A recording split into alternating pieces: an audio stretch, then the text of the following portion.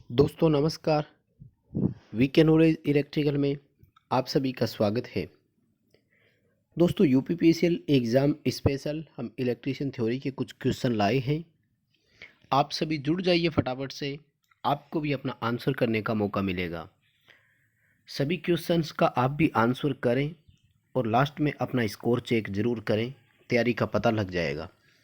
क्योंकि यूपीपीसीएल में अब आपके पास केवल रिवीजन का समय बचा है। नया टॉपिक आप नहीं पढ़ सकते, रिवीजन आपको करनी चाहिए।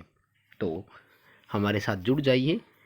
कहीं से भी इस वीडियो में आपको क्वेश्चन देखने को मिल सकते हैं, इसलिए आपकी तैयारी कितनी है ये भी आपको पता लगेगा। काफ़ी अच्छे क्वेश्चन दिए हैं आज, विश्वास दिलाता हूँ।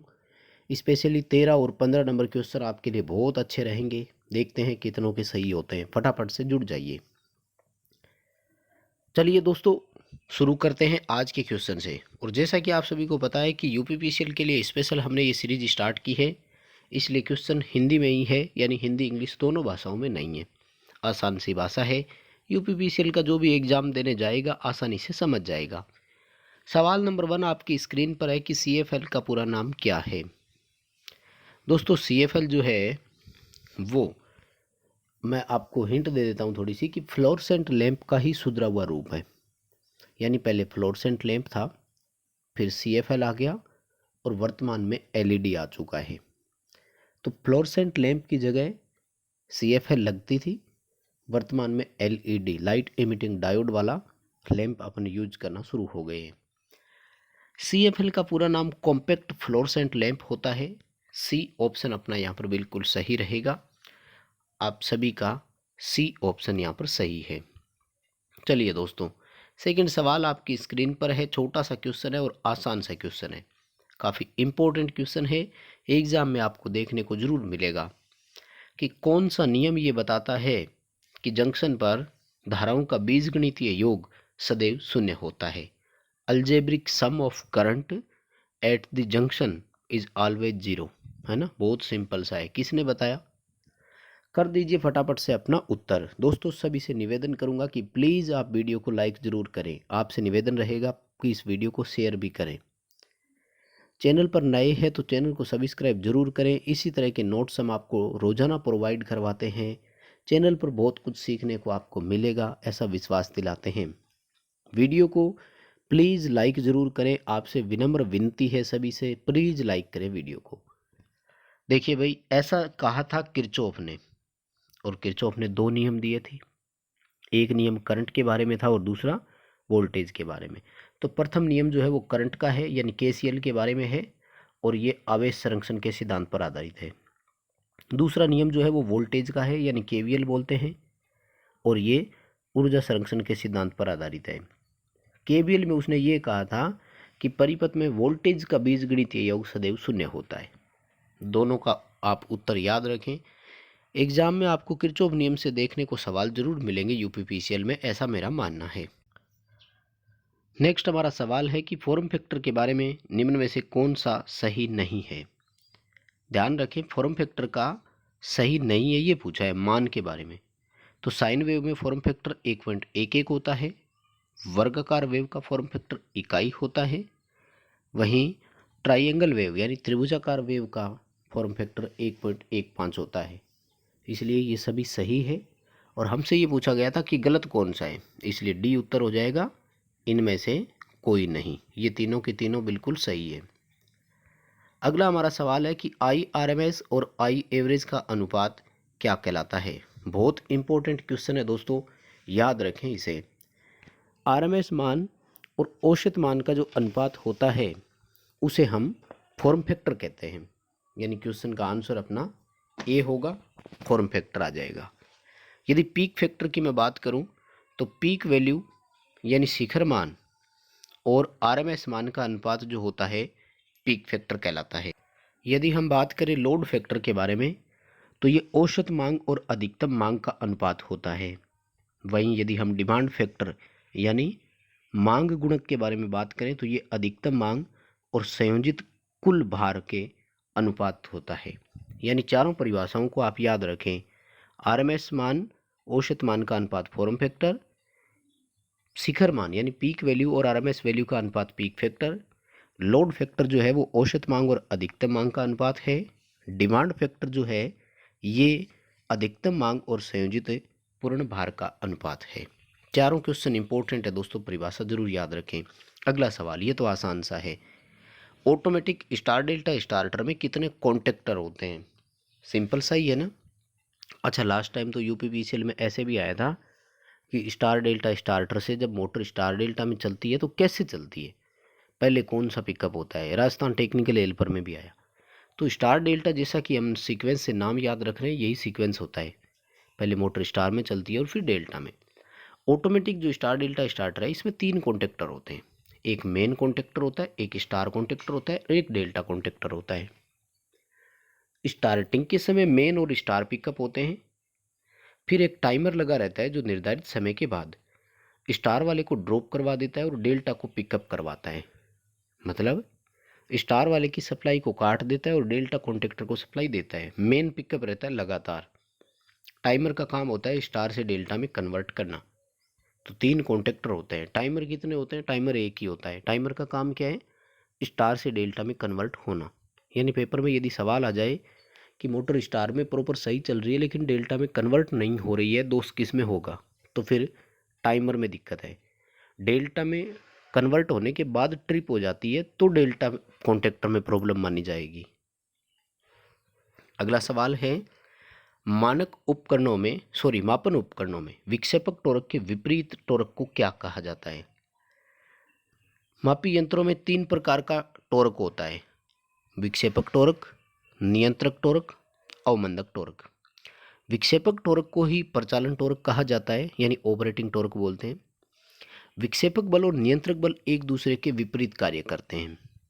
वहीं अवमंदक बल इन दोनों के एक दूसरे के विपरीत कार्य करने के कारण पॉइंटर में जो वाइब्रेशन दोलन उत्पन्न होते हैं, उन दोलनों को समाप्त करने का काम करता है अवमंदक टॉर्क। तो विक्षेपक टॉर्क के विपरीत दिशा में जो काम करता है वो कंट्रोलिंग टॉर्क है, नियंत्रक बल है। सामान्यतः दो तरह के नियंत्रक बल देखने को मिलेंगे। कौन कौन से? स्प्रिंग कंट्रोल और ग्रेविटी कंट्रोल। स्प्रिंग ज़्यादातर फास्फर ब्रोंज की होती है। ग्रेविटी कंट्रोल की एक ही विशेषता है कि केवल इसको मीटर वर्टिकल यूज करेंगे तो ही काम करेगा। अगला सवाल, डीसी मोटर के आर्मेचर में उत्पन्न यांत्रिक बल किसके बराबर होता है? बहुत आसान सा है। आर्मेचर में उत्पन्न यांत्रिक शक्ति, जिसको IHP बोलते हैं, इंडिकेटेड हॉर्स पावर, वो back EMF into armature current के इक्वल होती है, EB into IA। VT into IL जो होता है ये वाट होता है और ये मोटर के द्वारा ली गई कुल शक्ति होती है। यानी मोटर ने कितना पावर कंजप्शन कर रही है, सप्लाई से कितना वो वोल्टेज ले रही है, वो terminal voltage into load current होता है। अभी अपना आंसर ए होगा। आगे हमारा सवाल, ये न्यूमेरिकल है, थोड़ा सा टाइम दूंगा, कोशिश करो जल्दी करने की। एक हीटर 100 वाट 200 वोल्ट रेटिंग का है। हमने क्या किया, इसकी कॉइल को 2 बराबर भागों में बांट दिया, यानी 2 टुकड़े कर दिए। मान लीजिए 10 मीटर लंबाई थी तो 5-5 मीटर के 2 हीटर बना दिए और वापिस उसको उसी सप्लाई 200 वोल्ट सप्लाई के साथ समांतर में जोड़ दिया। यानी एक हीटर की जगह हमने 2 हीटर कर दिए। ठीक है। अब प्रत्येक भाग से निकलने वाली ऊर्जा कितनी है? जूल प्रति सेकंड है ऊर्जा, पर यहाँ पर ध्यान रखिए वाट में ही उत्तर हो गया एक तरह से। जूल प्रति सेकंड जो है ना, ये वाट की ही इकाई होती है।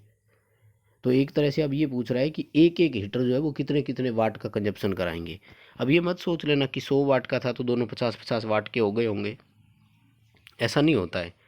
वाटेज जो आएगी वो आपकी अब रेजिस्टेंस के अकॉर्डिंग आएगी, ध्यान से देखना। मान लीजिए भाई ये 10 मीटर का था, ठीक है, इसका रेजिस्टेंस निकालो पहले। R बराबर V² करेंगे ना। वोल्टेज कितनी है? 200 वोल्ट, यानी 200 इंटू 200। पावर कितनी है? 100 वाट। आप जब कैलकुलेशन करेंगे तो रेजिस्टेंस आएगा इसका 400 ओम। देखो 400 ओम रेजिस्टेंस आया, 2 हिस्से करेंगे तो कितना हो गया? 200 ओम का। 200 ओम का समांतर हो गया ना।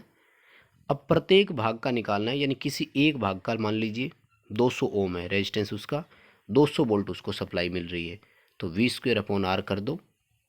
प्रत्येक भाग की पावर निकालनी है ना, तो P बराबर V² करेंगे। ठीक है। तो वोल्टेज 200 वोल्ट है और आप देख रहे हैं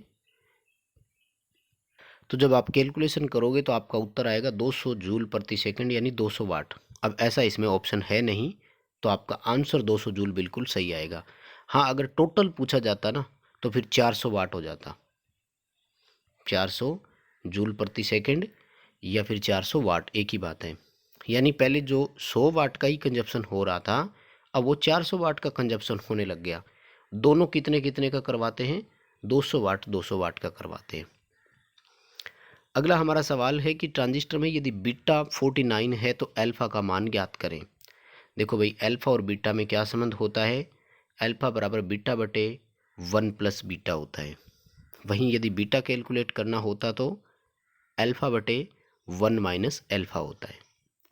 ठीक है, तो बीटा है 49 और 1 प्लस बीटा करेंगे तो हो गया 50, यानी 49 बटे 50 करेंगे। कैलकुलेशन करके आंसर का मिलान करना, उत्तर आएगा 0.98।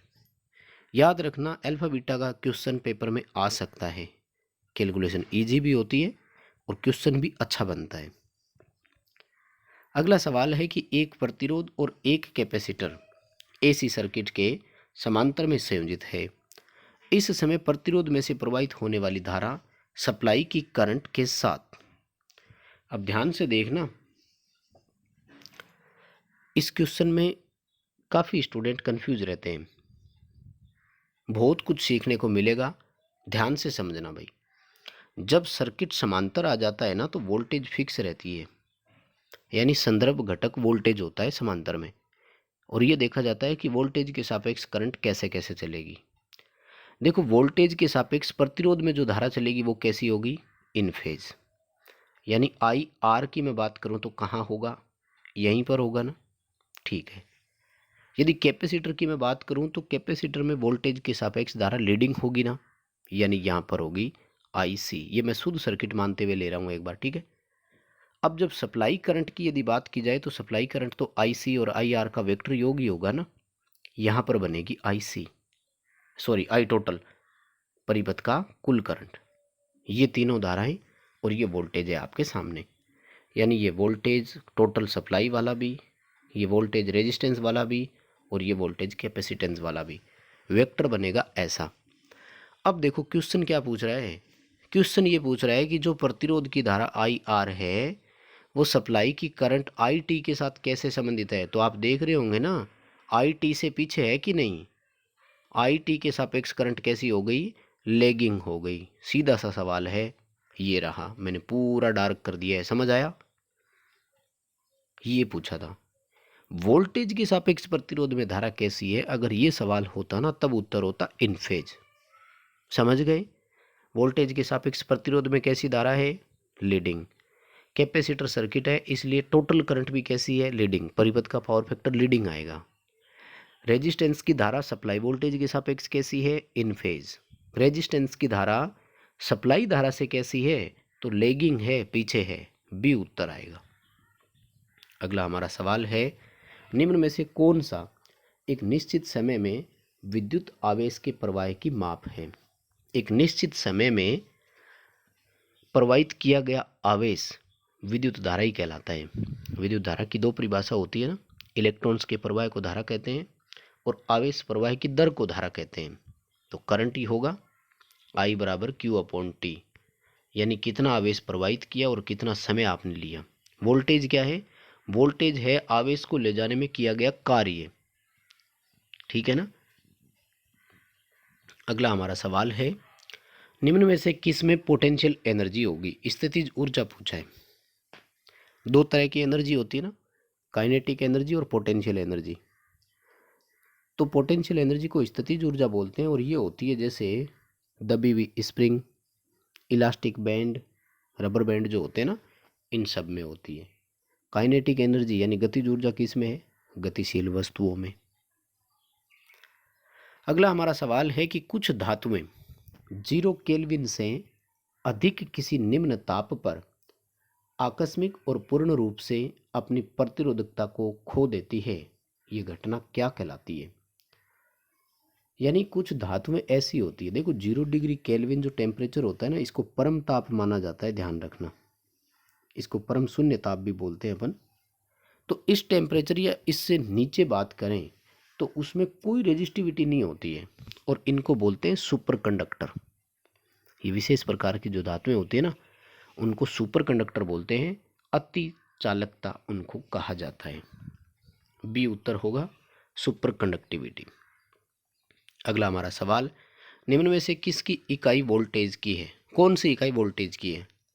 देखो वोल्टेज की वैसे तो वोल्ट इकाई होती है ना, लेकिन वैसे क्या होता है कि किया गया कार्य जो उस आवेश को ले जाने में, और कितना आवेश आप लेकर आए, आवेश को ले जाने में कितना कार्य आपने किया, तो जूल प्रति कूलाम जो है वो वोल्टेज की इकाई होती है।